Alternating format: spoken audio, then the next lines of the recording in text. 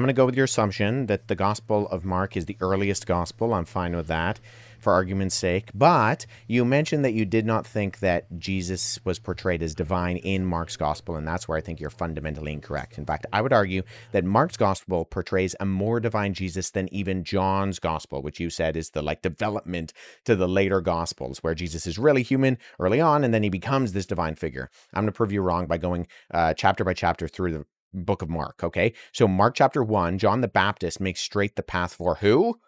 It's Jesus. Right in Mark chapter 1, verse 3, it says, as it was written in Isaiah the prophet, behold, I send my messenger before your face, who will prepare your way, a voice of one crying in the wilderness, prepare the way for the Lord, make his path straight. If you go back to what he's quoting, it's Isaiah chapter 40, verse 3. It says, a voice of one calling, prepare the way for Yahweh in the wilderness, make a straight highway for your God in the desert.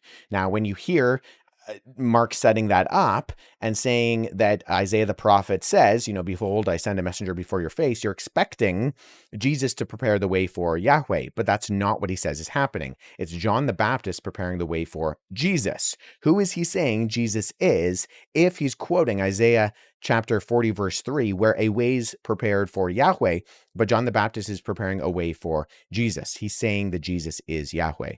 Mark chapter 2, no one can forgive sins, and yet that's exactly what we see Jesus doing.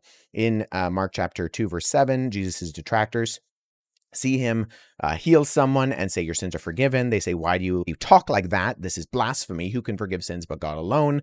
And Jesus, what does he do? Does he correct them, saying, no, I'm not God. I'm doing this by the power of God? No, he doubles down. He says, no, it's easier for me to say your sins are forgiven. He's claiming to have that divine prerogative. Mark chapter 3, Jesus casts out demons by his own power. Chapter 3, verse 27, no one can enter a strong man's house without him first tying him up. Then he plunders the strong man's house. He's talking about having authority to do this to Satan. They're accusing him of casting Satan out by Satan. He's saying, no, I have the power to both tie Satan up and plunder his house. That is a prerogative that only God has. In Mark chapter 4, Jesus calms the storm. In verse 38 of chapter 4, it says, and Jesus awoke, and he rebuked the wind and said to the sea, peace, be still.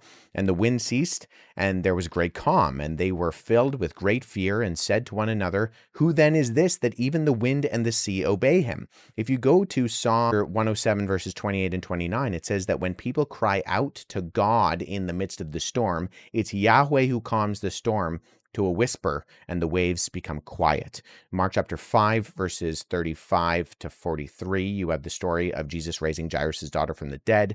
If you go back and look at instances where prophets raised the dead in the Old Testament, you have examples like Elijah raising the widow's son in 1 Kings 17. But it's done by crying out to Yahweh to restore life, because Yahweh has the ability to give life and take away life.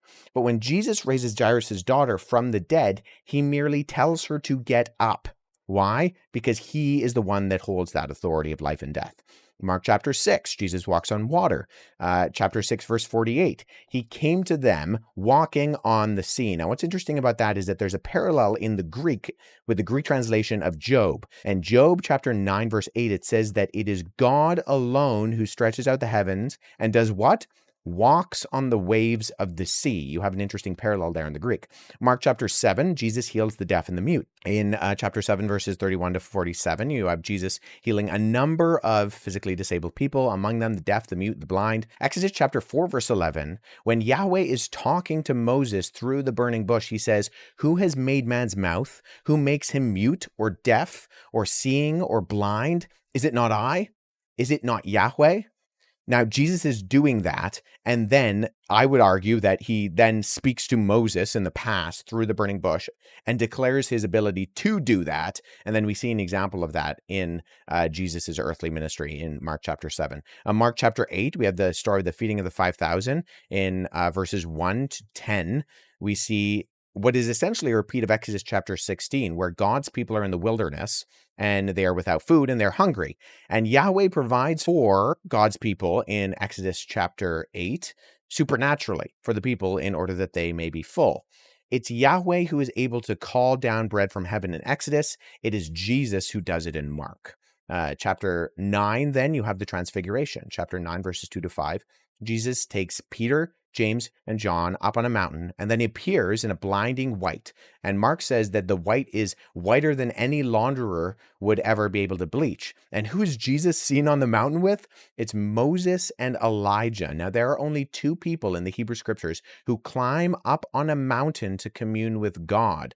Moses in Exodus 24 and Elijah in 1 Kings 19. What if when Moses and Elijah walked up on Mount Horeb, time collapsed, and when it says that they talked with Yahweh, they were actually talking with Jesus? There are only two people who climb up on a mountain to talk to God. Those happen to be the two people who climb up on a mountain and talk with Jesus in Mark 9 in the Transfiguration. Now, I could go on chapter by chapter, but what this all does is it culminates at Mark 14 with Jesus and his trial. At Jesus' trial, they ask in Mark 14:61, "Are you the Christ, the Son of the Blessed One?" And Jesus replies, "I am, and you will see the Son of Man sitting at the right hand of power, coming from the clouds of heaven." He's quoting Daniel chapter 7, verses 13 to 14, where it says, "The divine Son of Man who rides on the clouds of heaven and is given dominion, glory, and kingship over all the nations." And it says that this reign of the Son of Man will last for an everlasting period of time. It will never pass away. And the high priest understands exactly what Jesus is saying. It says that the high priest then tears his robes and says, "Why do we need any more witnesses? We've heard the blasphemy." When Jesus calls himself the Son of Man and quotes Daniel chapter 7 about himself, he's putting the exclamation mark on this whole ministry. There's no ambiguity about it. Their verdict is blasphemy because Jesus is doing that. He's claiming to be God. He's already proven through Mark that he not only has the audacity to claim to be God, but he has the divine prerogative to do the things only God is able to do. It's not just a claim. Jesus is Yahweh in every chapter of the Gospel of Mark. What a beautiful lesson. And I have learnt a lot myself.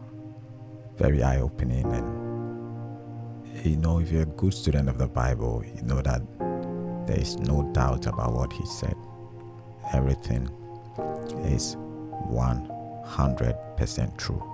So let me know what you learned, and let me know your thoughts and your comments in the comment section. And I'll see you in another video again. See you.